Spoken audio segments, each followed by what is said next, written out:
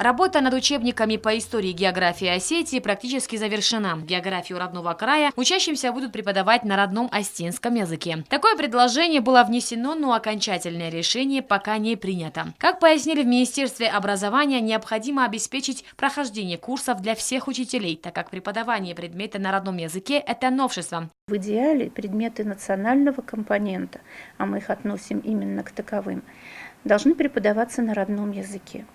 Однако встает другой вопрос. Мы должны подумать о том, что создали ли мы уже сегодня такие условия для перехода, готовы ли мы к этому переходу, готовы ли наши преподаватели истории и географии большое количество терминов передать и изложить все это на остинском языке, я всегда говорю на осетинском литературном, грамотном, а не устно-разговорный или разговорно-просторечный, да?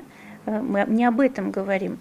Мы говорим о том, чтобы это должен быть красивый, грамотный язык, преподавательский язык, учителя язык. Несколько лет в Южной Осетии работали над подготовкой учебника по истории Осетии. Вносились определенные коррективы, учтены мнения педагогов-историков. На данный момент книга готова к изданию. Будет ли в новом учебном году возможность учиться по этой книге? Книга, в принципе, готова.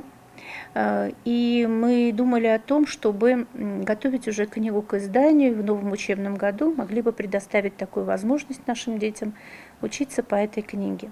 Однако, как выяснилось, книга охватывает историю Южной Осетии, особенно новейший период, и точнее получается некое разделение: история Северной Осетии, история Южной Осетии. А так как мы действительно стремимся к интеграции, и у Анатолия Ильича было замечательное пожелание, чтобы это была книга по истории Осетии, общая, обобщенная книга для учеников как Северной Осетии, так и Южной Осетии. Я не думаю, что в этом учебном году, но к будущему учебному году у нас будет картина более ясная, четкая и оперативно проработанная, что очень важно, потому что несколько лет мы ждем этот учебник. И, конечно, раз мы его столько лет ждем, то он должен быть так или иначе совершенным. Вокруг издания новых учебников ходит много разговоров. В Минобре еще раз подтвердили, речь идет о преподавании истории и географии Осетии на осетинском языке, а не о переходе всей системы преподавания. Конечно, это было бы здорово, но это вопрос будущего. Пока что мы, естественно, интегрируем с Российской Федерацией, стараемся это делать каждый раз, каждый день и каждым делом. Мы пользуемся учебниками Российской Федерации. Наши дети осваивают просторы Российской Федерации, когда выезжают и поступают в ведущие вузы России. Возможно, учебник Бзарова и Блиева, по которому учатся сегодня наши дети, он также останется в школах, как учебник базовый по истории Осетии. А учебник, который готовят наши ученые, он будет идти параллельно, как учебное пособие. Но опять-таки, повторяю, это только предположение, один из вариантов. Большинство преподавателей, которые в свое время получили высшее образование на русском языке, к такому переходу пока не готовы, но желание есть. Мы предлагали обсудить вопрос проведения для педагогов курсов изучения языка, еще раз подчеркиваю, того языка, который мог бы быть использован на уроках по истории и географии. И я думаю, что это займет не менее полугода. За этот период мы благодарим наших ученых, которые согласились помочь нам и именно по текстам учебников провести занятия. Мы посмотрим через полгода, какой будет у нас результат.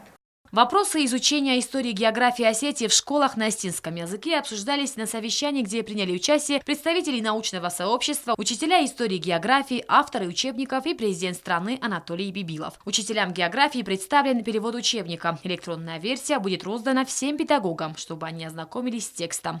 С этой электронной версией будут работать и авторы учебников, потому что они должны видеть, как выглядит перевод их труда. И после этого мы уже будем говорить о том, на каком языке будем преподавать данный предмет. То есть, еще раз подчеркиваю, после того, как текст перевода будет тщательно проработан всеми педагогами-географами, после того, как нам согласие на этот перевод дадут авторы учебников, и после того, как мы обеспечим прохождение курсов, то есть обеспечим эти курсы для всех учителей, вот тогда мы будем говорить о том, что мы готовы, а мы к этому идем. Безусловно, еще раз подчеркиваю, эти два предмета в идеале должны преподаваться на родном языке, так как это предметы национального компонента. В последние годы вопрос сохранения осетинского языка актуален. Приняты государственные программы, работа по развитию языка ведется на разных уровнях. Издание учебников по истории и географии Осетии, а затем и преподавание предметов на родном языке, безусловно, еще один эффективный шаг. Зарина Кочева, Александр Кочев. Информационный выпуск сегодня.